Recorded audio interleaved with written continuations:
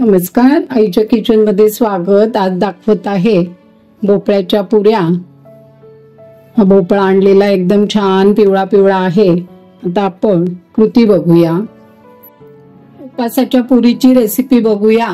भोपळा किसून घेतलेला आहे। त्याच्यात लागणारे साहित्य म्हणजे राजगिरा पीठ, उपवासाची भाजणी आहे, मीठ, लाल तिखट, जिरं, तेल आणि आवश्यकतेनुसार पाणी लागणार आहे। ते आता आपण वापरायचं। आता पीठ भिजवूया। नेहमी गोड गारगे केले जातात, आज तिखट मिठाची उपवासाची पुरी दाखवते।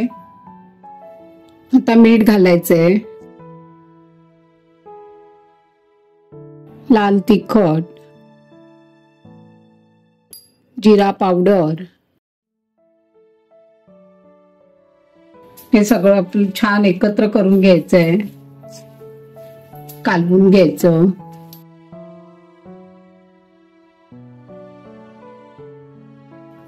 तर राजगिरा पीठ,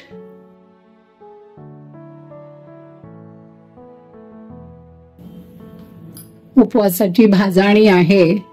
ही पीठ आपल्याकडे जे राजगिराचं नसेल, शिंगाड्याचं असेल, वरीचं, साबुदाण्याचं, कुठलंही पीठ तुम्ही वापरू शकता।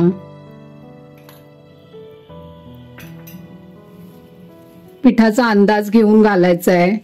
शक्यतो आपल्याला पाणी लागणारच नाहीये, कारण भोपळ्याला स्वतःचं पाणी सुटतं।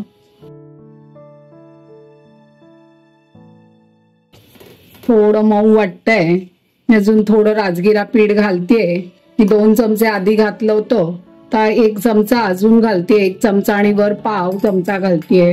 असं 3.5 चमचे मी पीठ घातलेलं आहे राजगिऱ्याचं। आता छान मळून घ्यायचं आपल्याला।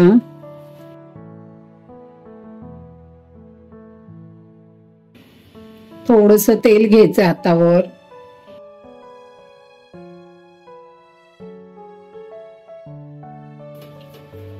छान मळून झालेलं आहे पीठ, पाणी अजिबात लागलं नाही। आता एक 5 मिनिटं असंच ठेवून द्यायचंय आणि मग आपल्याला पुऱ्या करायला घ्यायच्या आहेत।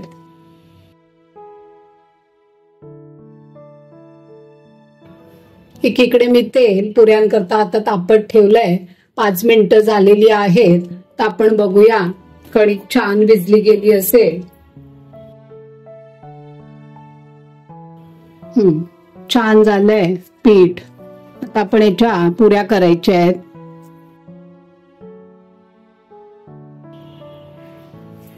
तर हे माझ्या बिल्डिंग मध्ये फणसाचं झाड आहे, त्याची मी पानं आणलेली आहेत। तर त्याला थोडा तेलाचा हात लावतेय। आपण प्लास्टिकच्या पिशवीवर किंवा बटर पेपरवर ही पुरी थापू शकतो। हे बघा, हे छोट्या छोट्या थापून घ्यायच्या आहेत आपल्याला पुऱ्या।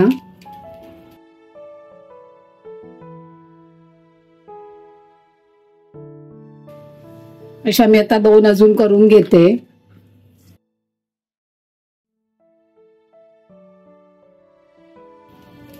थोडं तेलाचा हात लावायचा, म्हणजे चिकटणार नाही पुरी पानाला।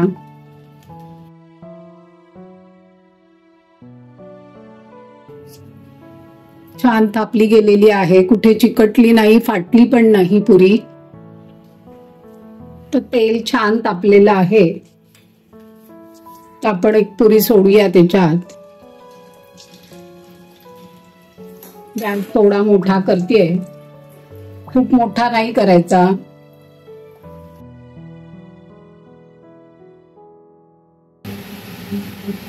छान झालेली आहे पुरी। तर दुसरी पुरी पण तयार होती आपली।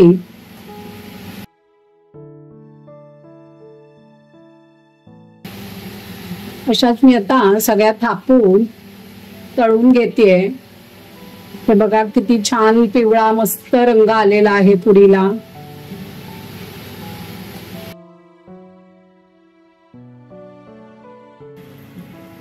ते छान टम्म फुगल्या आहेत पुऱ्या मस्त। आता आपण काढून घेऊया। गॅस बंद करते। पुऱ्या छान तयार झालेल्या आहेत। तर त्याच्याबरोबर खाण्याकरता चटणी दाखवणार आहे.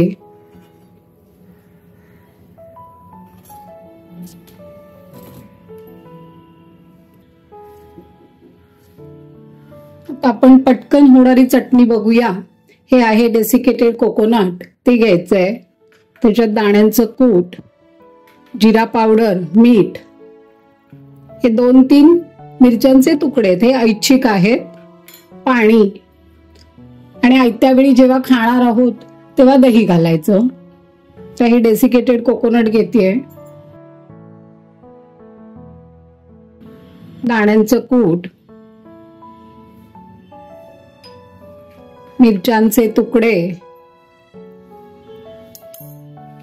मीठ,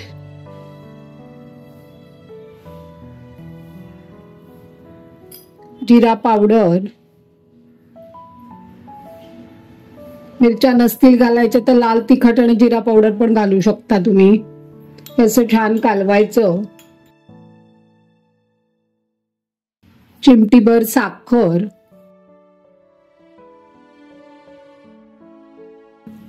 थोडं पाणी घालायचंय आणि छान कालवून घ्यायचं. चटणी तयार झालेली आपली. नारळाची चटणी, इन्स्टंट नारळाची चटणी तयार झालेली आहे.